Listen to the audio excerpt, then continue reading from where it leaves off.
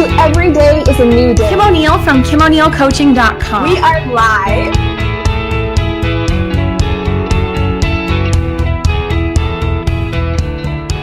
Welcome to another episode of Every Day is a New Day, the inspirational interview show about moving forward and choosing to embrace a positive outlook. I am your host, Kim O'Neill, and I'm also a personal empowerment and interview confidence coach. And if you're watching us live, then you have found us on Facebook at Kim O'Neill Coaching, or maybe you found us on the replay over on bingenetworks.tv or on YouTube. Either way, your likes, comments, shares, all of that are always welcome. And we look forward to responding to you again, whether it's live or on the replay. So please do know that. And with that said, I'm going to get into sharing to you who my awesome guest is today. If you are, if you're an entrepreneur, maybe an aspiring speaker, aspiring author, maybe you are a woman-owned business or somewhere else in the personal development arena, you have probably heard about today's guest. And I'm so excited to be able to share her with you so that you can connect with her and find out more. And with that said, hello and welcome, Rebecca Hall Gruyter.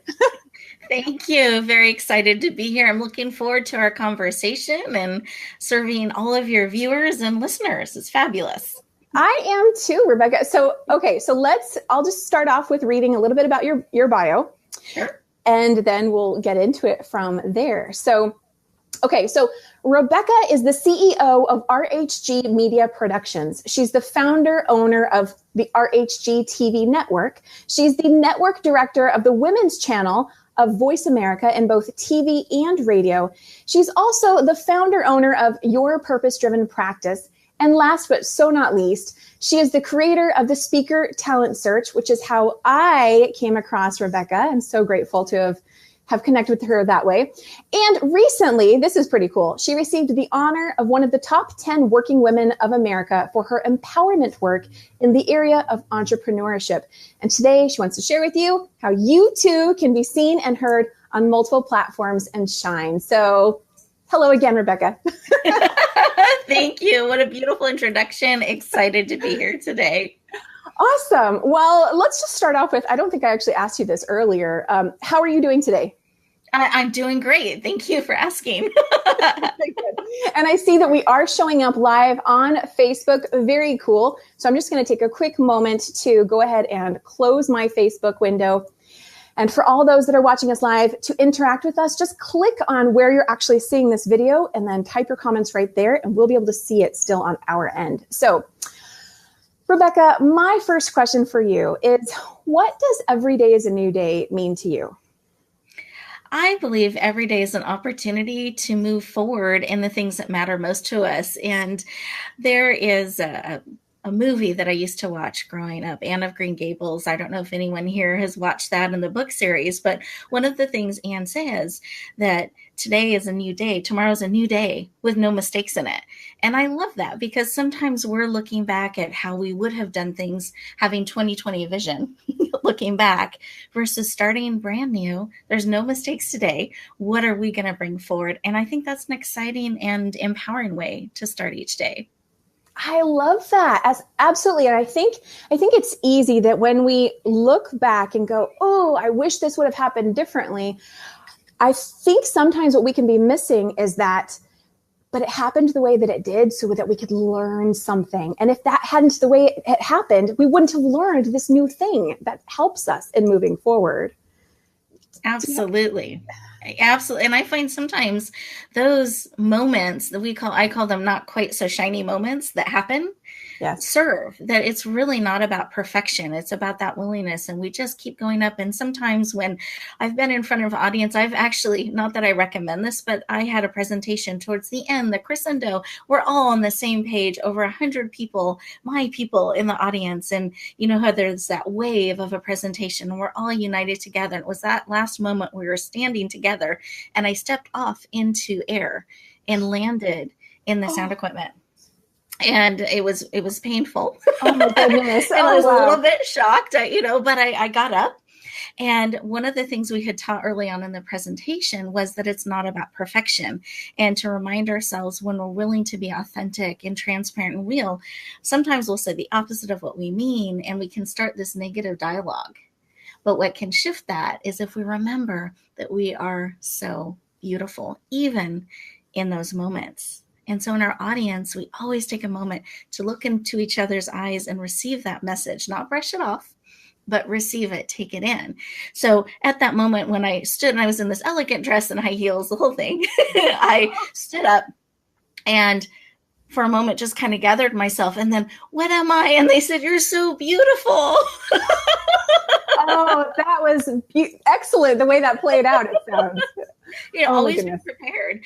But what happened is it was a room full of healers and coaches and empowerment experts. And I became so human and real that at the end, they came up to me, they connected with me. And that moment served so powerfully. And to this day, they remembered. I got so many calls, so many connections, checking in on me. How are you doing? Invested in what we're creating and building. It created a bond that would not have happened without that moment.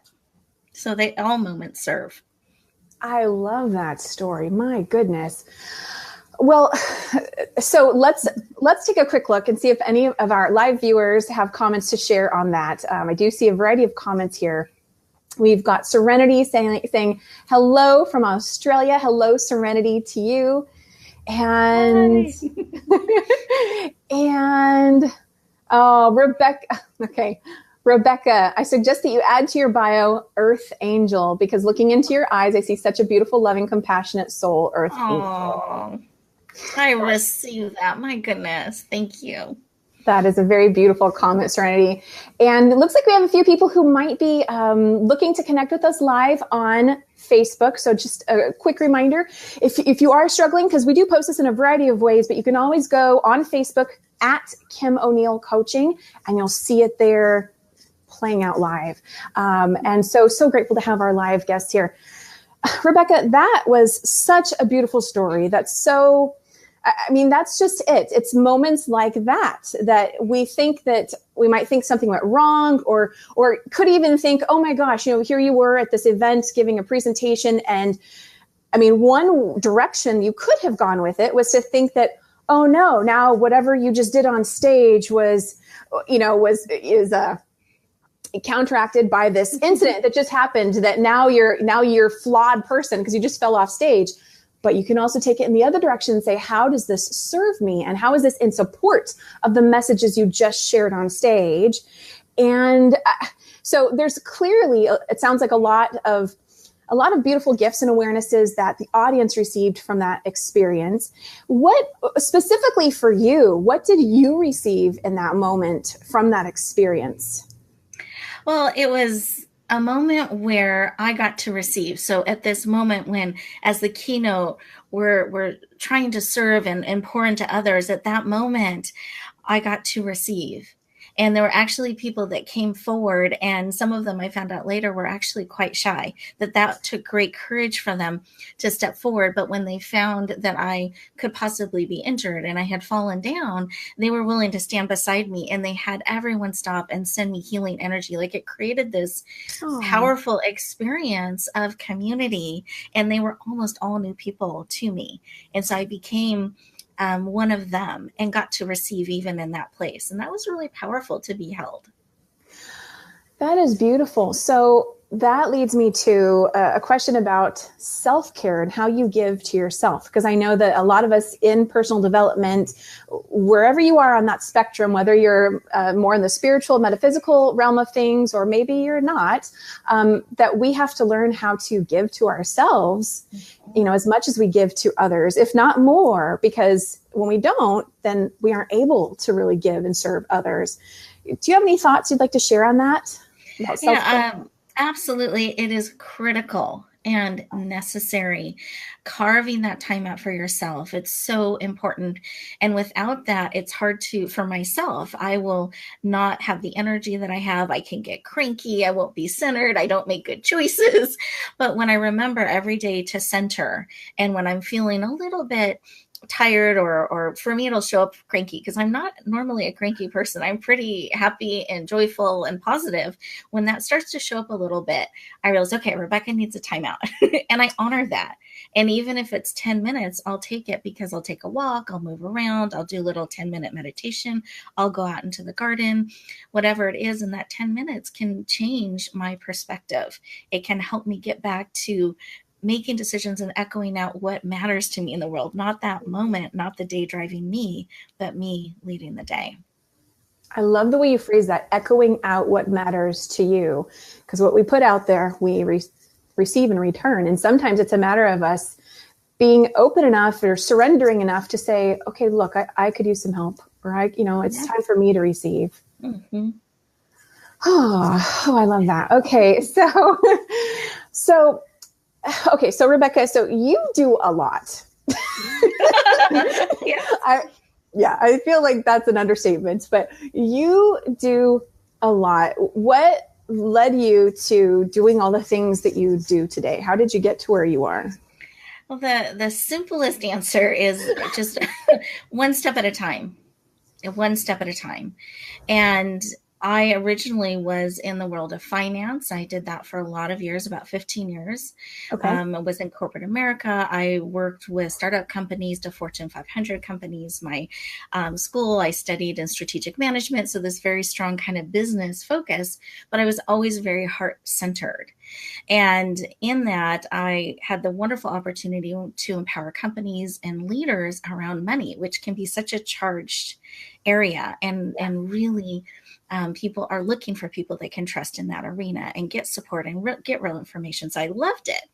And towards the end of that career, I started my own practice. So I learned about being an entrepreneur, and that was very different than working for a corporation. And I was not coachable at first, because I had been top of my game. I felt like I knew how the world worked, but it's very different when you bring that into the world of being an entrepreneur and you don't have a marketing department. You've got to figure out all those pieces and balance it. So I came to the end of myself probably about 6 months in and became very coachable. And I'm so glad I did. I learned from amazing people how to build a business. And I started this empowerment hobby on the side. And what I like the way you phrased that. Empowerment hobby, right? Because when you're not fully in, I get that. Yeah. Okay, it was kind of it was my give back, and very heart-centered. And where that came from is I came from a very unsafe childhood. Oh. So from ages around 5 years old to 13, and I actually had to keep going back into that environment till I was 18 years old. Okay. And I experienced things little girls should not know about, much less experience. And when I called out for help, it wasn't believed. I was put back, and the environment became more severe. Wow. And I took on what I saw as truths during that time, that I didn't matter. I'm not okay. There must be something horribly wrong with me to create this and bring this into my life. It's my fault. And it was absolutely not safe to be seen or heard. I strove to be invisible and stay below that radar for survival. And eventually I was rescued, for which I'm very, very grateful. My dad and my stepmom rescued me. Yeah. And there was great sacrifice in doing that, and how that came to be and what they took on. So I learned I had great value. Wow. They loved me. So I learned I was lovable. And I got to go on this healing journey one step at a time, and slowly learning intellectually at first that it is safe to be seen and heard. But it's very different to know that intellectually and then to live it on a cellular level. And that has been, for me, the greatest journey. Wow. Well, thank you so much for sharing that with us today. That was very powerful. So, gosh, I feel like I had a few questions that popped up, and now I'm not sure which direction to go. Let's take a quick look at the comments. So, beautiful. So we're going to segue to the comments here. Well, it looks like we have Betty with us. Hello to Betty. And yes, Serenity mentioning that everything in our lives is here to serve us. Absolutely. I did have a question along those lines, Rebecca. How How do you see that experience that you went through as a child? In what way did it serve you and where you are today? Absolutely. For me, it was terrifying to stand up in front of 2 or more people and say my name, Oh, much less anything else, because it was like my body would remember what went on before, and I would start shaking and my ears would ring and I'd lose all my words. I'd turn purple and I would try to answer I didn't do red. I went right to purple and I would try to answer questions, and it took everything I had, and then I would shut down and need to recover. And what I learned is every time I did that, I survived and I became a little bit more courageous. So, what's been interesting as I look back is I got to get intimate with fear really early on in my life. And I learned to not be afraid of fear, that it's an emotion, that it's a feeling, that we get to survive it. Instead of pulling back, we can lean in and get curious. Why? What am I afraid of? And I was able to ask those questions and explore it one step at a time.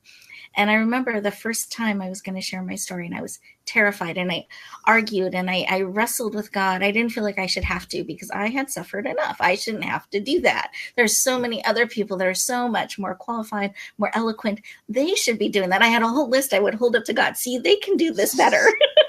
And I wrestled and I wrestled. But part of me had this hope and this seed that maybe, just maybe, my story could be used for good. I saw the generations affected for evil in a negative way. What if I what could if? shift that? What if I could? And I could make a positive difference. And so what it came down to, when I finally said, okay, God, here's the deal. I will do this mean, hard, horrible thing you're asking me to do, of sharing my story. If I never have to be on radio, there's no cameras involved, no filming. I don't want to make an offer. I don't know how to do that. You bring the people, no more than 50 people at a time. Like, I had this whole list, no interviews, no writing, because I'm not a writer. Like, I had all these terms and conditions. Right. And the thing was, no one was asking me to do any of those things. It was like the worst, most horrible thing I could think of. And I wanted to be protected. I wanted that safe container. So I said, okay, God, and I added, and if it'll make a difference for one, I'll do it. But da da da da da. And there was silence. And I felt like God came back to me and said, Rebecca, this isn't something with contingencies. It's a yes period or no period. Will you go where I call you to go, share what I call you to share, or not? The choice is yours. And so I finally said, okay, yes, but I really hope I don't have to. And I listed all those things again. And within 3 months, I was on a stage in front of 300 people, not the 50 or under, 300 people, live streamed, cameras rolling, 7 minutes to share my story, terrified, knees shaking. And what I did when I was facing that fear, as I said, okay, I looked into what I was afraid of, and I was afraid of being up there. I was afraid of saying the wrong thing, people judging me, sharing something that had been so private to me. And so I made a deal with myself. I said, okay, Rebecca, I honor that you're afraid of that. So here's what we'll do. We're going to look at the exit strategy, that if you need to leave the stage at any moment, I gave myself full permission to do that. And I knew exactly how I would get out as quickly and gracefully as possible.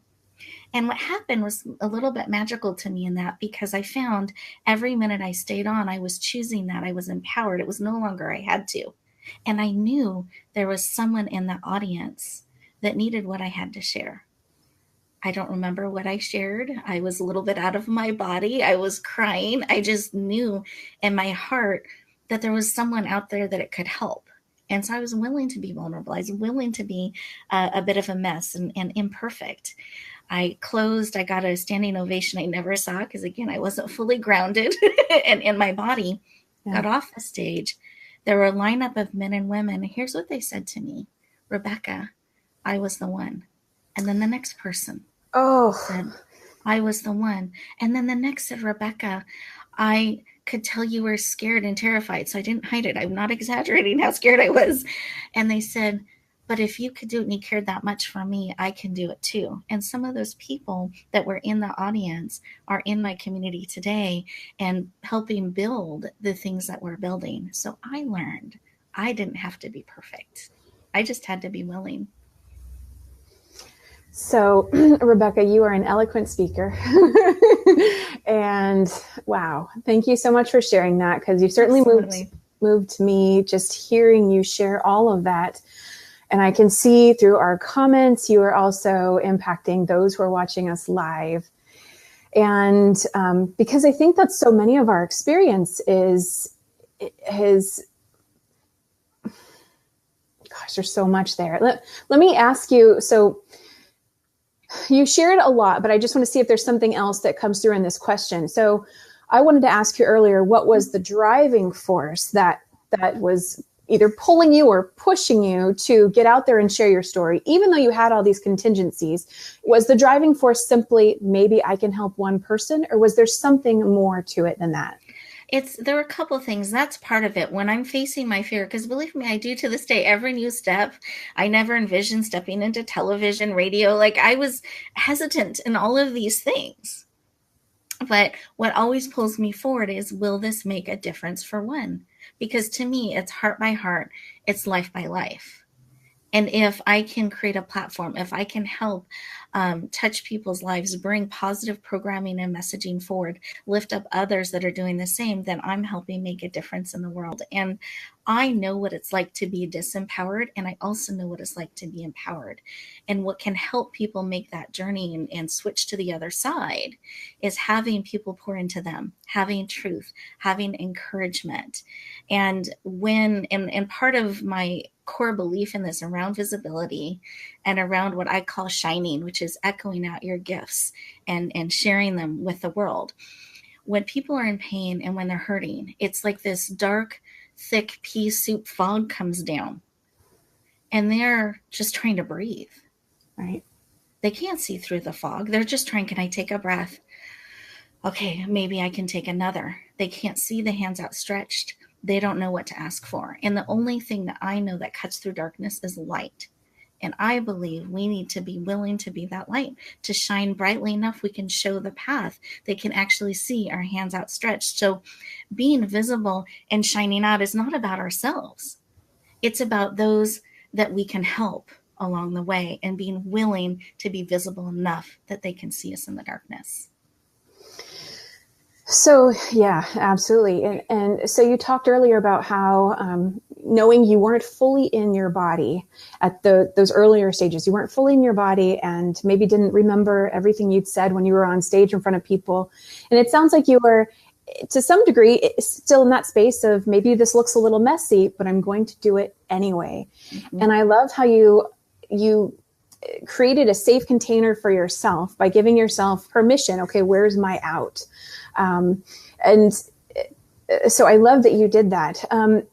What else can you share with us about what it looks like to be in that sort of that middle space where you know that you're still showing up a little messy, and yet you have to continue to put yourself out there and do the best that you can so you can grow and shine your light as much as you can in this present moment, knowing that at some point it'll get better and be brighter and brighter and all of that. Any thoughts you can share with us on that? Absolutely. Celebrate that you try. Celebrate that you did it. People are not looking for perfect people. And it takes a while to learn that, right? Like, yeah, they aren't. We lose some of our texture, some of what we bring to the world when we polish ourselves so much. There's not something we're learning. There's not an area we're growing. And we lose some of, I think, our gifts because we're trying to be like something else. We're trying to hold back some of how we are. When I was making this transition, I was going to become a professional speaker. I had this professional speaker that I was going to step into. I hired a high-end coach. They'd worked with Maroon 5, Drew Barrymore, like that caliber. Wow. It was a really big investment for me. And I'm a list maker. I'm Rebecca Hall Gruyter. I love lists. I made a list because with this investment, traveling, I had the agenda of what we were going to accomplish. And at the top of my list was he needed to do something about my laugh. It was not professional.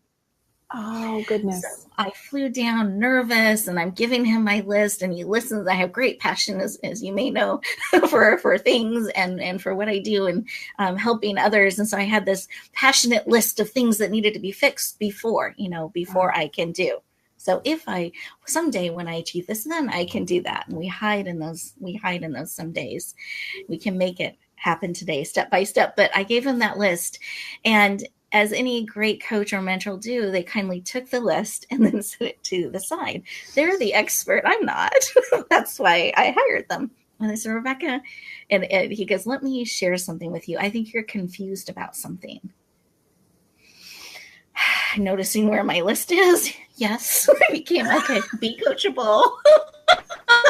And he goes, Rebecca, you're confused about what an asset is and what a liability is. And when you're talking about the world of communication, when you're looking at having a presence, having a image out there, a way that you're serving the world, he goes, the things that people remember about you, the thing that they can hear from across the room that makes them smile, that is contagious in a good way, that they associate with you, is a good thing. Like your laugh. If anything, do that more. The things you worry about or you focus on are the things that interfere with your message, not the things that connect you to others and makes them smile. And so it gave me this freedom. And I remember flying back on the plane going, oh, I can be more me. Oh, yes. And lean in and not be embarrassed by that or what I thought was quirky and weird. And later, one day I heard myself laughing, and because now I listen to myself on recording and I get to hear myself much more than I did in the beginning of my career and journey. And I recognized it as my grandmother's laugh. Oh. So it became even more special that I get to echo that out into the world and bring that forward, and that it's something people remember about me and makes them smile. And now I feel joyful and happy to share my laugh and lean in. I don't hold back. Oh my goodness. I love all of that. Okay. So, and our audience is loving you as well. So Serenity is commenting, I can be more me. Wow. What a neat concept. Thank you so much, Serenity. And anyone else watching us live, do feel free to comment and let us know what you are taking away as you hear Rebecca's inspiring story and everything she's sharing with us right now. And I love your laugh, Rebecca. I think it's cute and sweet, and it's absolutely very personable and a great way to connect with an audience. So I'm glad that you did not change your laugh. Thank you. And I appreciate you calling it a laugh. So many people call it a giggle. And I remember that was something I used to react to. Now I embrace all of it. However they hear that noise and that connection, I celebrate. Good. And thank you for being okay with me calling it cute, because I like the word cute, but I know some people don't. So, okay, good. I'm glad. So I love how you said earlier about you weren't, back in those early days, you weren't quite in your body. And I know for me, that's something I've had to learn how to practice and get more comfortable with. And so I tend to talk about grounding as a way to do that. And I would love to get your thoughts. Is grounding something you do, or what other practices do you have to get into your body and be present now? Sure. There are a lot of different things that I'll use. So sometimes I'll use essential oils like frankincense. That can help ground me a little bit, kind of focus. Also breath. Breathing is really powerful. That deep belly breathing lowers the stress levels, the cortisol levels. We can become more present. Frequently, I will do this where it's kind of bringing in my heart, mind, body, soul, and spirit, when I'm bringing all of it in. Yes.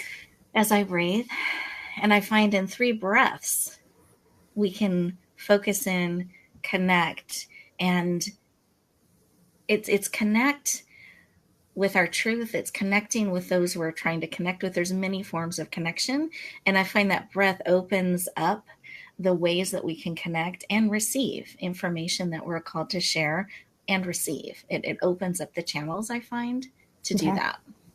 Nice. And that was one of the things, because one of the biggest challenges I had in speaking, not only that fear, but it felt like I had to acclimate every time I got on stage. I don't know if anyone's out there.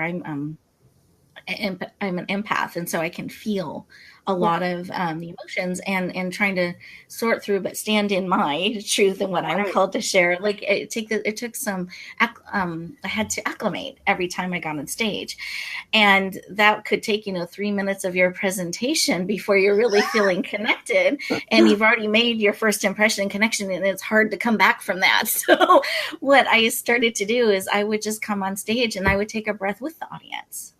Oh, yeah, I love that. And yes. Connect in and listen. I do that on my radio shows to this day.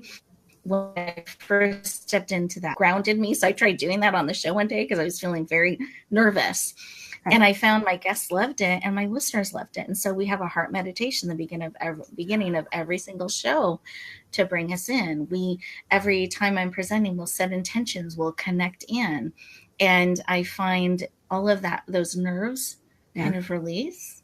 And the other thing about audiences, whether it's in person or virtual, wherever, they actually want you to enjoy connecting and sharing with them. There's nothing more painful than watching someone on stage who you can tell just hates, doesn't want to be there, and is in pain. The audience is sending them positive energy and cheering them on. Most audiences are for you. And so remembering that and allowing that support in.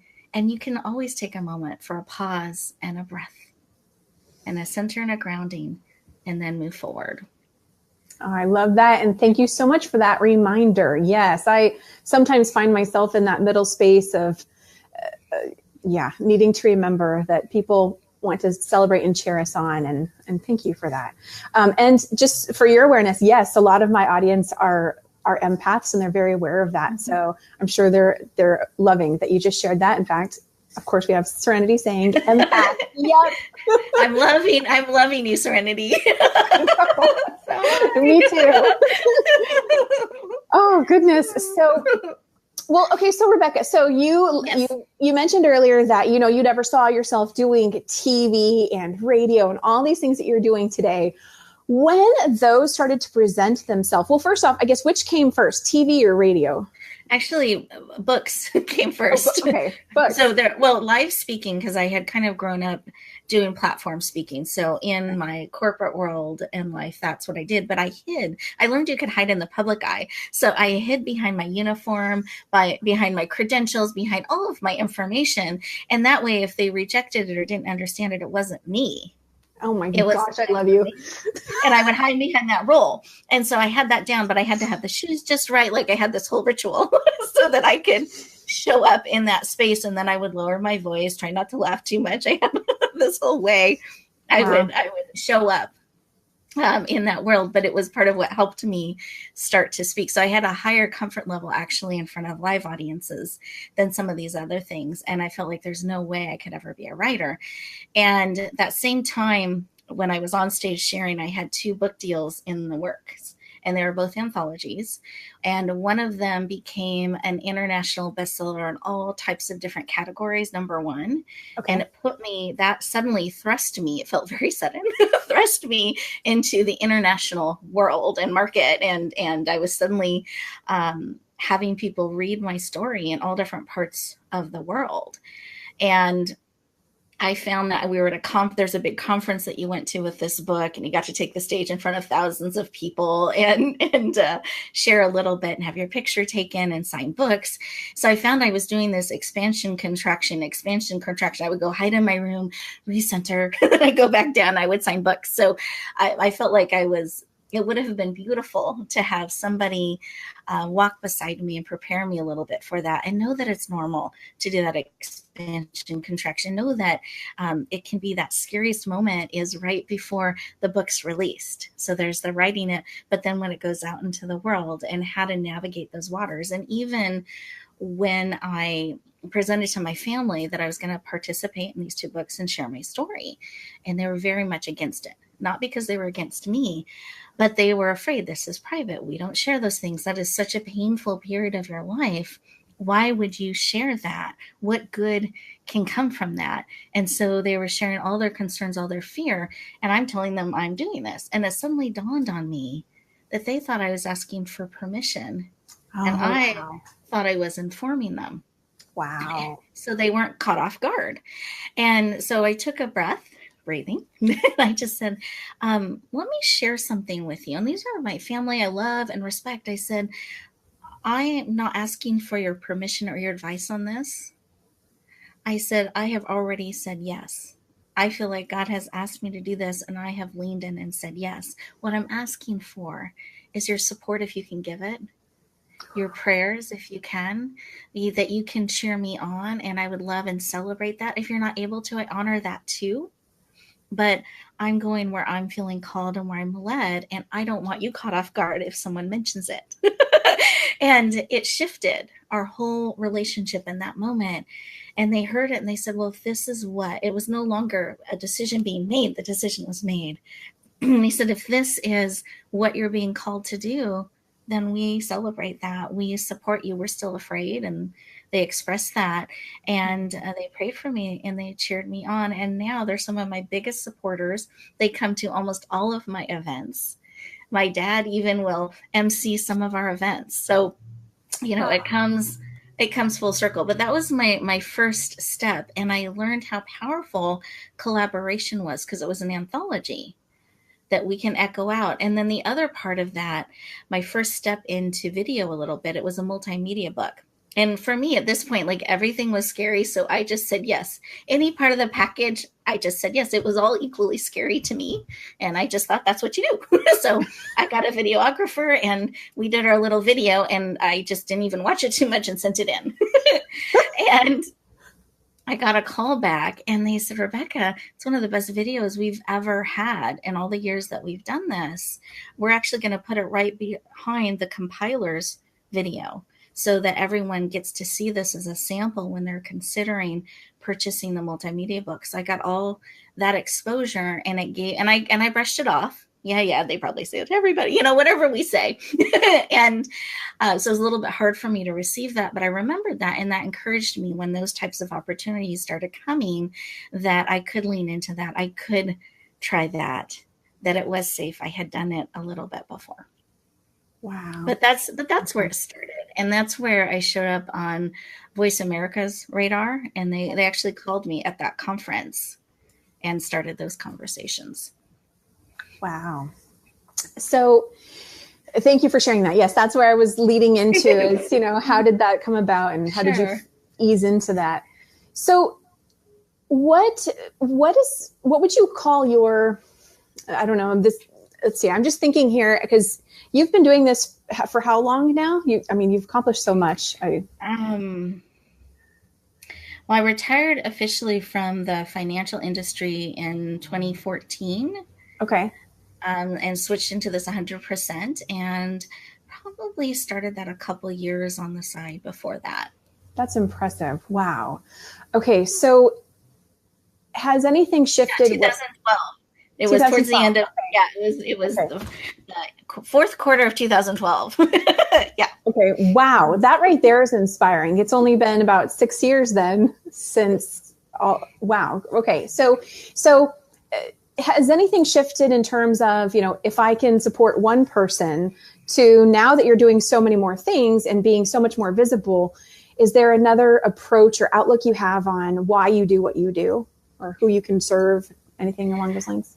To me, it's still very, very personal, but now there are two groups of people that we serve. So I call one group the end user, and that's just from my days in business. But the end user, that's the person that's watching the interviews, that's watching the shows, that's reading the books that we're producing, that's reading our magazine, that's getting to be in the audience. That's one group.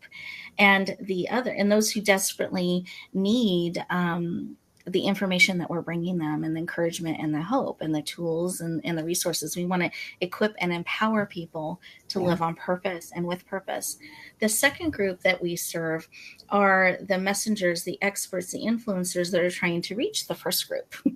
Got it. Because I feel like we can leverage this, that I'm happy to share my message and my words and my story and what I'm called to share always. But I know I am not the only voice that is needed. There are so many needed. I feel like the harvest is plenty, that there's such great need out there. And we actually have a great need for more messengers, for more speakers, for more experts that are willing to be seen on a higher level. Every speaker talent search, we have opportunities that go unfilled. Wow. There is such a need. And I think so many experts and speakers and influencers feel like there aren't enough opportunities to share their message. Right. And I just think it's that they're not always finding the best connection with the opportunities, and the opportunities aren't always finding the best connection with them, because believe me, there is a huge hunger and a huge need. What do you think can help bridge that gap between someone who wants to be seen and heard and the opportunity that's looking for them as well? Sure. And that's part of what the speaker talent search is designed. So that's one of my solutions, speaker talent search. I love it. I thoroughly enjoyed the process, by the way. Thank you. I'm glad. Yeah, it can be fun too, not just a process that we go through. Yeah. But part of why I created that is I observed this out there when I started to have my own platforms, like my own radio show, my own television show, my conferences and events. I would get inundated with people, every networking event I went to, people wanting to be on the stage. They had no idea what the stage was about. And they were just handing me their card. They were handing me their speaker sheet. And there was no way to sort through it and find out what I needed to know if they were the right fit. And at the networking event, you can't really have that meaningful conversation. And then I found if I had the conversation later, sometimes they showed up very differently on paper than they did at my event. We'd have very different interpretations of some of the things asked for, or we'd have to chase them around to get the information we needed to promote the show. So there was this disconnect, and I like systems. And so I thought, we need a system.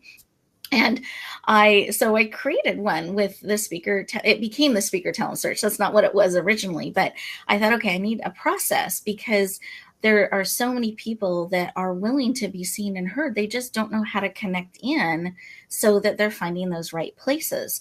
And then when I talked to people that had television shows, that had networks, that had radio shows, podcasts, they were finding they couldn't find enough great talent to have on their shows. So the need was there. It's just they couldn't meet. And part of it is sometimes as speakers or influencers, we're going about it the wrong way and the wrong timing, because we don't know how to connect in. And so sometimes at the event, someone's holding an event, will approach that main person, and they're not in a space right at that moment that they can receive your contact information and make a good decision about if this is a good fit or not. So a way that you can navigate those waters is you can go to someone on the team and say something nice about the event. I love this event and what so-and-so is doing, that you've captured some of the essence of what they're bringing to the world, and that you're a speaker too, or you know a speaker or a messenger, an expert that might be able to serve. What's the best way to connect in? And then follow that process. And that can open a lot of doors. But being willing to discover what the process is, what the protocol is, and then do it. And then the other thing is, and I'm going to say this with love, so I want you to hear it with this, everyone hear this with love. Okay. We have to, yes. So with, I'm like doing the heart the right way. So it's, we have to stop getting ready to get ready. Oh. Because so often we find that they want to be on our show, they want to do this, but they don't have their bio yet, and they don't have their headshot yet, and they don't have this yet, and they're not quite sure what their questions are. And so they're getting ready to get ready. We need to be ready. And it can always evolve. It can always grow. It can always become more exotic. But let's be ready now with what we can bring forth. And one of the biggest things, inside tip here, that I look for when I'm reviewing the applications, I review them personally. I look for, do they know why they want to speak? Do they know who their people are? Because my platforms, the opportunities we create are not for someone that's practicing and just wants to get experience. They're really for that you're ready to serve, that you want to make a difference in some way, and you kind of know what that is. So you've done some of the development of what you're wanting to bring forward, and you're willing to do that. And we have opportunities for all different levels, because all different levels of experience, whether we're brand new or we've been doing it for years traveling the world, there are opportunities for all. They're just different kinds of opportunities. So really looking at what that process is, following it. Sometimes there's a timeline involved, honor that. And big tip, send everything in one email, not multiple, and just do one quick check before you send it. Double check that one thing, where did they say 1,000 words or 1,000 characters? Did they need the questions? Did they need this? So take that moment to pause, because that can create a disconnection. And if we're not easy to work with, if we're not partnering with the radio show, the television show, the podcast, they're less inclined to lean in. They don't want more work for themselves. Right. So we want to be easy to work with and honor whatever system or process they may have. I love that. Going back to getting ready to be ready, I think it's just good to remember that we are always in some way going to be a work in progress.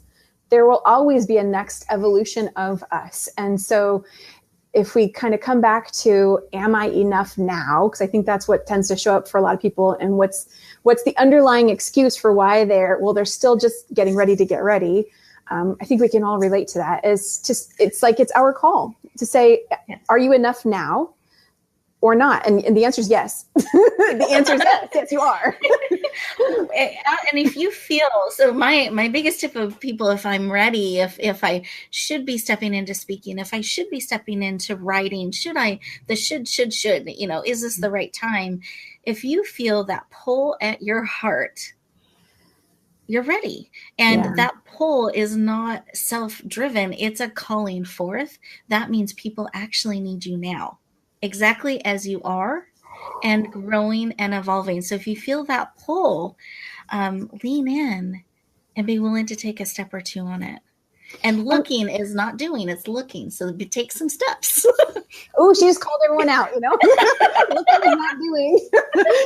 I think the other thing too is sometimes what can trip us up is we might think that, well, I'm not sure, maybe another part of the reason or excuse behind getting ready to get ready could be, well, I'm not sure if this is my correct platform or if this is the right platform.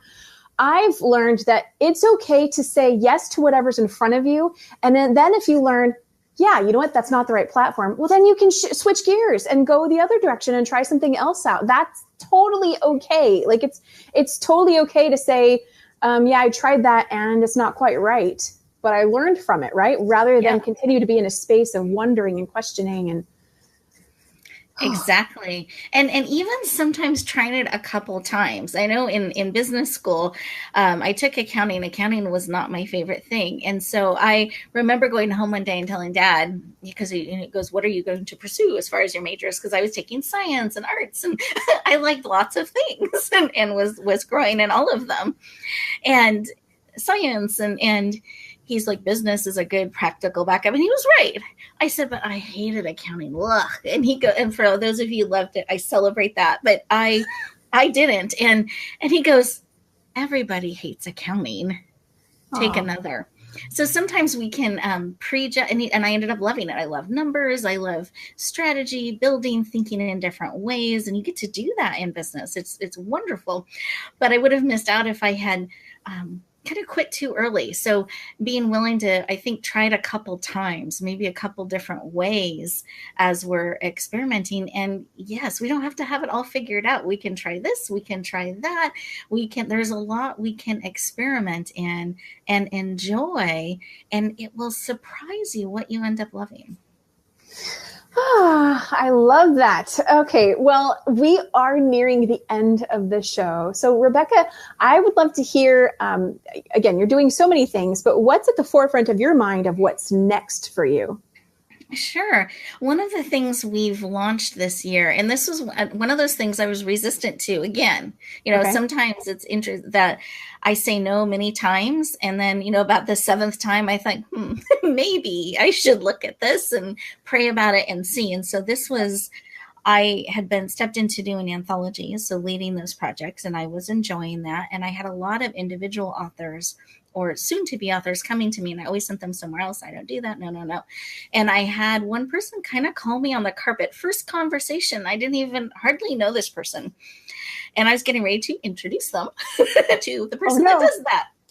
And he says, Rebecca, I know lots of people that do this. Would you please Think about it. I'm asking you. I like what you do it, how you're doing it. I want your way. If I wanted somebody else, I would go to them. You don't need to introduce me to someone else. I want you to actually sit with it and think about it and let me know, because this is what I want to bring to you. And I heard that kind of deep in, and I said, okay. And I thought, well, maybe if I get on the phone, I was still trying to work the angle. I get on the phone. I was trying to squiggle out of it still. And I called the publisher that I send them to. And she said, you should be doing this. This is exactly what you do with the authors already. Now you just get to go deeper and help them build more. You should be doing this. In fact, I'm not taking any more people. You can't refer any more to me. And you can use some of my teams and resources so you don't have to build it from scratch. Here's some ways you can do it. Go build. Oh, and so it was a conspiracy. It's like they had talked. And so I went, okay, well, maybe this is what one of the things I should step into. So in January, we launched it and made it available to work with individual authors. I opened it up to 10 spots. They all were filled. So then I thought, okay, how can we serve more? And I was starting to really enjoy it. And so we expanded. So now we're working on about 30 books. We just launched our first one with last week. Yeah. Wow. About 30 individual books and compilations. We're doing both. And I think it's about 20 different authors right now that we're working with on the individual books. And then the compilations, of course, have groups and clusters. But we just launched our first solo author last week. And on Tuesday, Barbara Gross. So shout out for Barbara. And it was that's right. Humorous Adventures with Barbara. And she launched it on Tuesday. Within 10 hours, she became a bestseller. 12 hours, she was in the top 10. So exciting. I feel like a mom that has birthed and launching her from the nest, and she's just shining, doing so beautifully. And it was such a joy. So this is an area that we're expanding in right now. And it's just a privilege to walk beside people and help them step into their own story and their message. And then anthologies are just so close to my heart because that's how I started. Okay. So I'm proud. Oh, that's fantastic. So first off, what do you say to someone who's maybe considered becoming a new author or sharing their story in written form, but they're still on the fence about it? Anthologies are a great place to start, because you're writing one chapter versus a full book, and you're getting to bring that message out with multiple people. I'm still part of anthologies. I've been a part of, I think, about 16 now. Wow. And I continue to be multiple times, because every anthology is another group of people that are committed to bringing their message forward. And then I get to unite my message with them and bring it out and touch more lives. So I continue to do that. So I think it's a great place to start. Advice I would give around anthologies: make sure you own your content.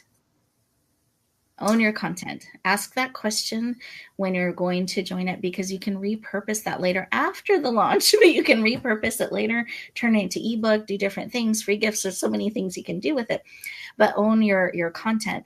Look for opportunities that are guaranteed, or at least doing a best-selling campaign. It doesn't mean they have to guarantee it. Some do, some don't.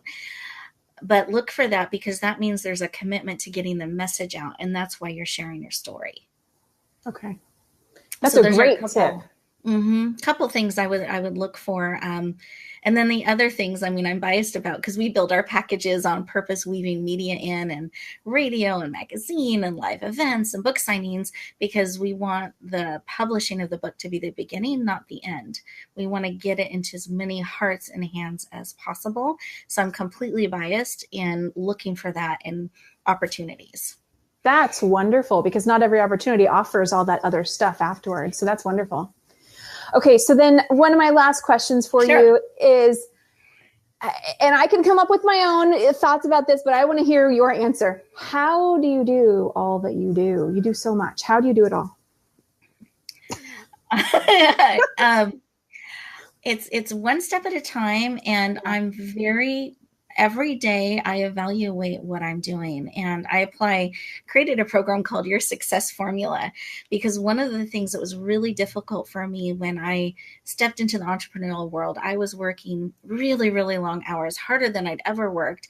And then the money wasn't coming in consistently. It was stressful.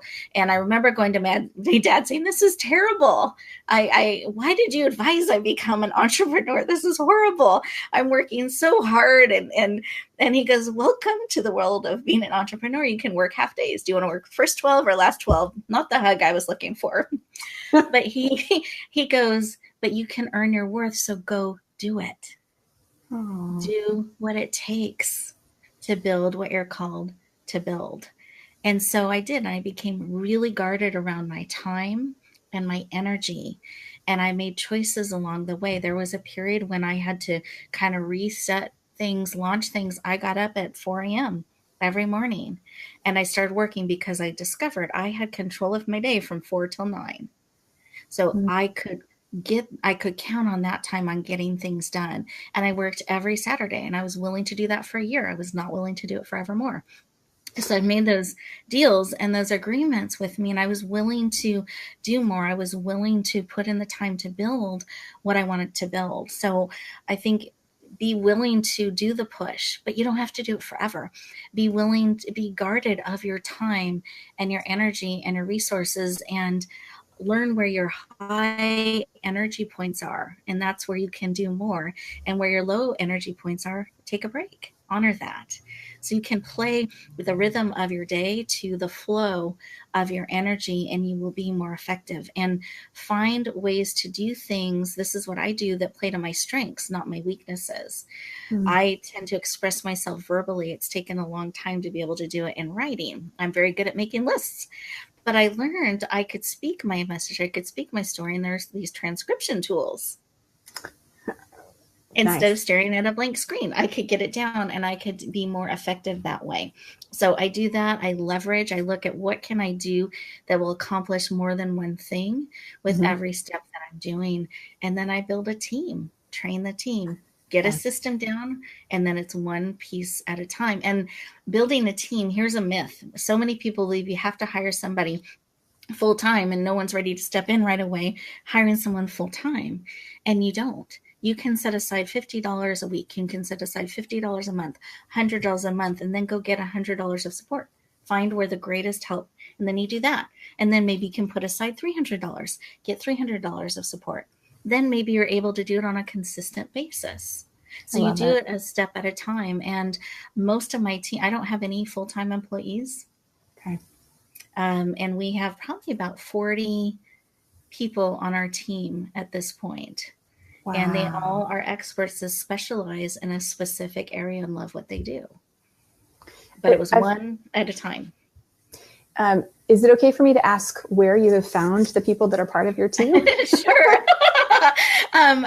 Referrals. And I also look, I watch other coaches. When I call in, do I like the experience? Do I like the people that helped me? And do they have more capacity? Do they have more time? I look at people in my community that I like, know, and trust. And I want people that care about what we do, that want to take it to another level, that know how to do that particular area of expertise in a higher level better than I could even imagine, and can help me take it to another level. So I look for that expertise in things. If I'm able to do it better and more skilled in that, then they may not be creating the efficiency, and it may be hard for them to take it to the next level. So I look for some that are more experienced in whatever area that we're looking for support in. And I want independent people that don't want to be micromanaged. I'm not a micromanager, but I need them to own it and run with it so we can build great things. I love all of that. And we have Serenity saying, what a great suggestion about starting to put aside $50 a month and go get that amount for help. Yes, I agree with that. I love that.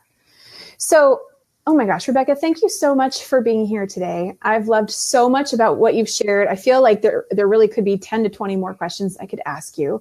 But I think we'll end it with, how can people get in contact with you if they'd like to find out more about your anthology or all the different things that you're doing? Oh, thank you. Well, it's just been an honor to be here. So thank you. There's a couple ways. They can always check out our website, which is yourpurposedrivenpractice.com. Yourpurposedrivenpractice.com. And that kind of holds all of the information. There's writing opportunities, television network, all the different places. And then I would love to hear from you. If any of you want to have a conversation, I can give you my calendar link. I'm happy to do that for your people. It's meetwithrebecca.com, and that's meet like having a meeting with Rebecca.com, or they can always take the route you did, speakertalentsearch.com, and we can connect there. Yes, wonderful. And I, of course, will be sharing those links out as well. So awesome. Okay, well, thank you so much for all those that have been here with us live. And thank you to all those also on the replay. We still value your comments, so feel free to post your thoughts and questions, and more than happy to respond to those wherever you find us. Again, if you watched us live, you found us on Facebook at Kim O'Neill Coaching, or over on bingenetworks.tv. Super excited about that. Or on YouTube. And I love connecting with you at any time. Remember that every day is always a new day. Wherever you are today, it does not have to be where you are tomorrow. And I love what Rebecca was saying about saying yes and responding to that pull of where you feel you're being driven or pulled. So factor that into whatever's going on in your world, and how can that support you in moving forward. You can find out more about me and about future shows over on KimO'NeillCoaching.com. And with that said, I hope you have a fantastic rest of your day, and look forward to connecting with you next time. Bye for now.